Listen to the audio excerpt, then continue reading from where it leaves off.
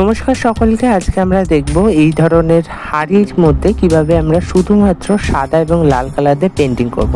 প্রথমে আমরা নিয়েছি এখানে ফেব্রিকের সাদা কালারটা দিয়ে একটু জল দিয়ে এটি বেস কালার হিসেবে করে নিতে হবে, কেননা ভীষণ গরম, সেজন্য একটু জল ব্যবহার করতে হবে যাতে রঙটা ড্রাই না হয়ে যায়। তো চলুন পুরো রঙটি আগে করে নিই, তারপরে ফিরে আসছি।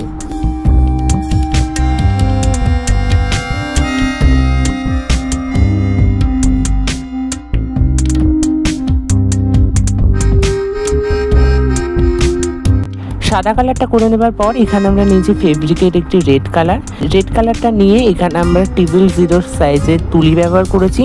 তুলিটা দিয়ে হাড়ির একদম নিচ প্রান্তে একটি সোজা একটা দাগ টেনে নিতে হবে, একটু ফাঁকা দিয়ে দাগটা টানতে হবে। তো চলুন সোজাসুজি একটা দাগ এঁকে টেনে নিই।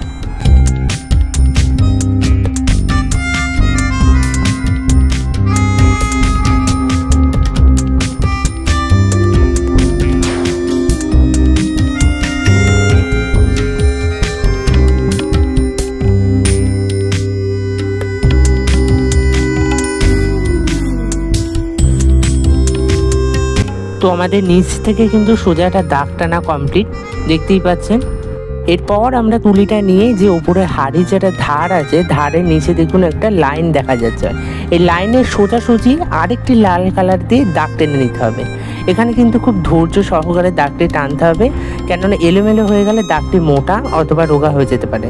তো চলুন এই দাগটি টেনে নিই।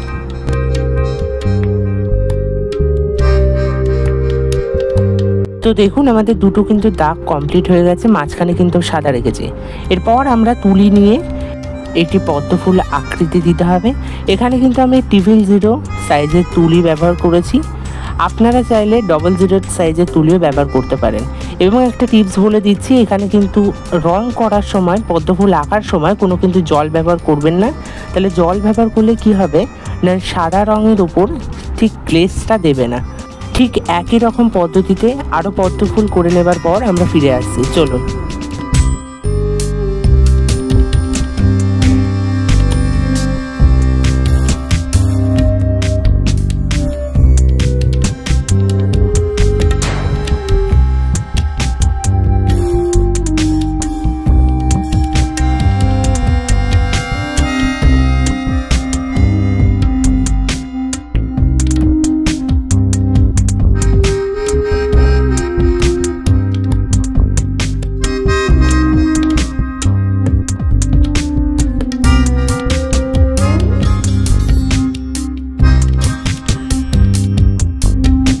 দেখতেই পাচ্ছেন পুরো হাড়ি জুড়ে একটু ফাঁকা দিয়ে কিন্তু পদ্ম ফুল কিন্তু কমপ্লিট।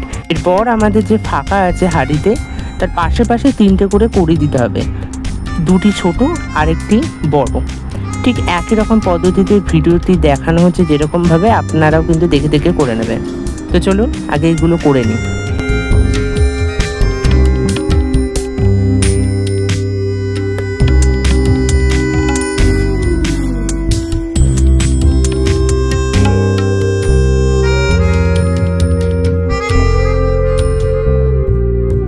দেখুন আমাদের কড়িও কিন্তু আঁকা কমপ্লিট। এবার আমরা একটা তুলি নিয়েছি, তুলির পেছনে দেখুন ডট টুলের মতো করা আছে, এর মধ্যে একটু লাল কালার নিয়ে এরকম ডট এঁকে নিতে হবে, যে দাগটা দিয়েছিলাম ফার্স্টে ভিডিওতে তার নিচ বরাবর। তো চলুন এই ডটগুলোকে দিয়ে নিই।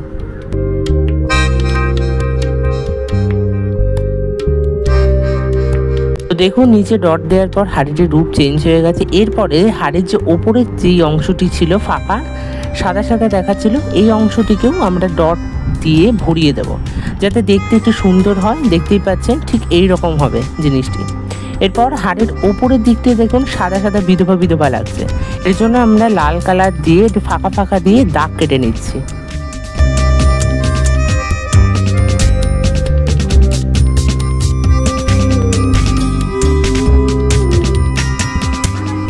দাগগুলো কেটে নেবার পর এবার আমরা তুলি দিয়ে একটু 4 চৌকো টাইপের এই ডায়মন্ড আকৃতি করে এঁকে নিচ্ছি লাল রং দিয়ে।